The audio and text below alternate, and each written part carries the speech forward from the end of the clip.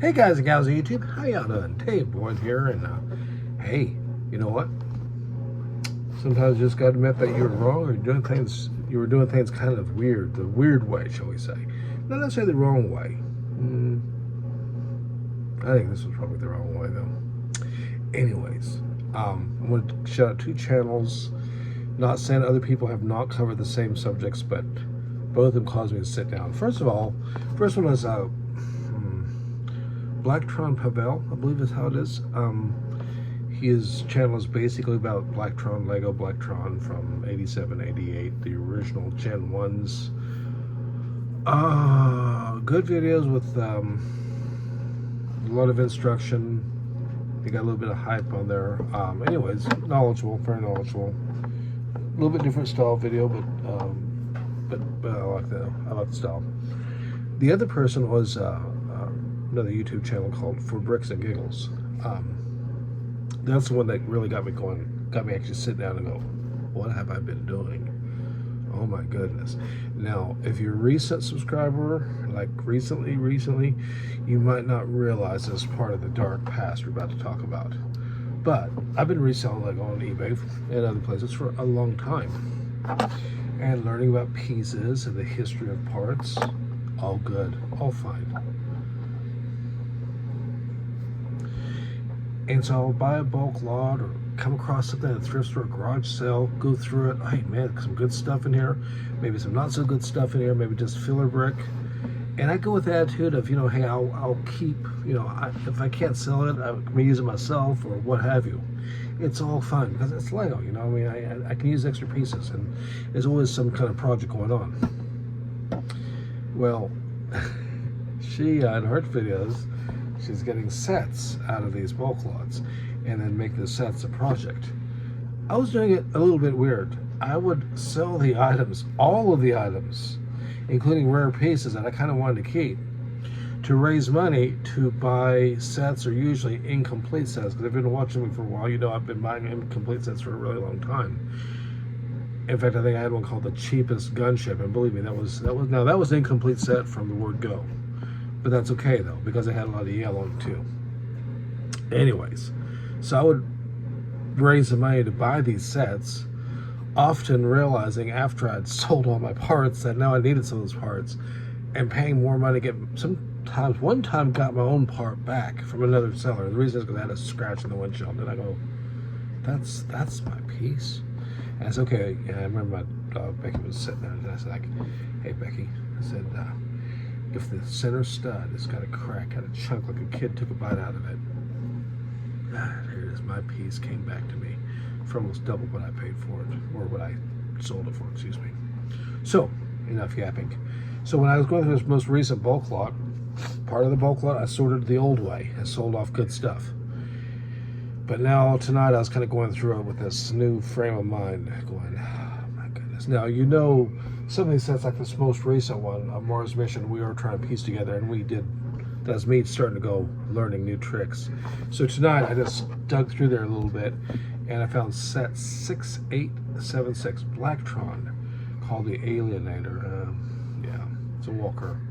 Anyways, just digging into the box, I found the basic build right here, and I pieced this together, and for the receipt police, there we are. I obviously don't have instructions or anything. I do have the legs. I don't think I have all the pieces. I don't have the windshield. Well, I have the windshield piece, but it's in the wrong color. It's blue. I guess Blacktron Pavel would appreciate me turning this into a space police one, but enough talk about that. So I want to go ahead and piece this together, something I hadn't even intended to piece together because I've got so many of the parts. Is this a knockoff piece of Lego I'm using here? No, it's not. It's just a very 1970s one. Okay. 1970s, the little pit marks are on the end, whereas our modern ones, air quotes, are up here.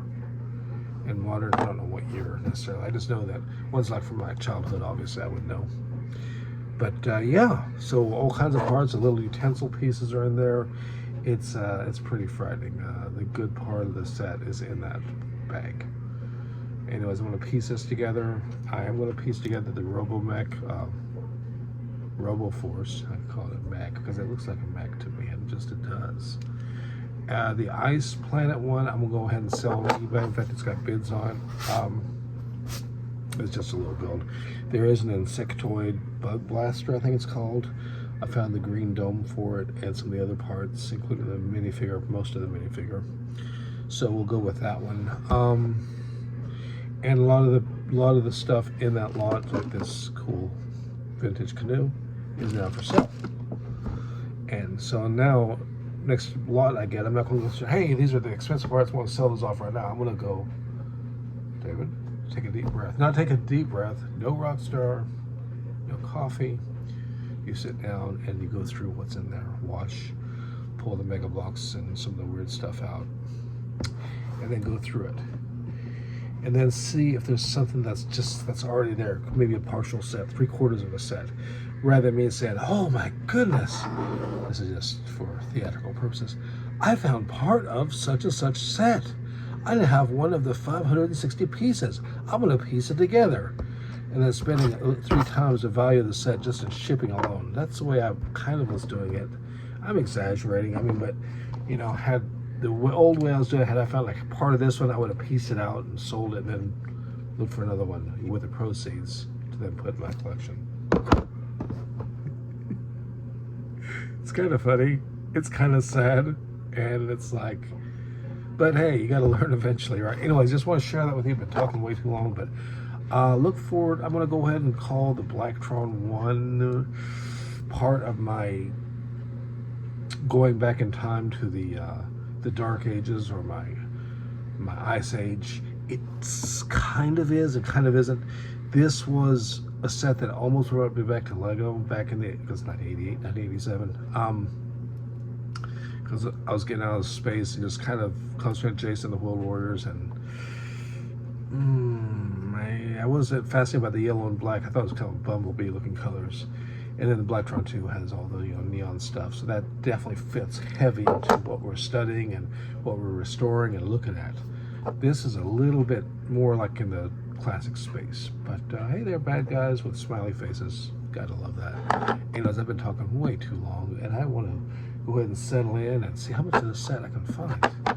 Y'all take care. Appreciate the views out there. This great support. It's an awesome community. You guys are so helpful whenever I need stuff. Guys, gals out there. So next time, y'all stay safe. Let me know in the comments down below what you're doing, what you think about this. Can you teach an old dog new tricks or whatever? Because y'all take care. Ciao.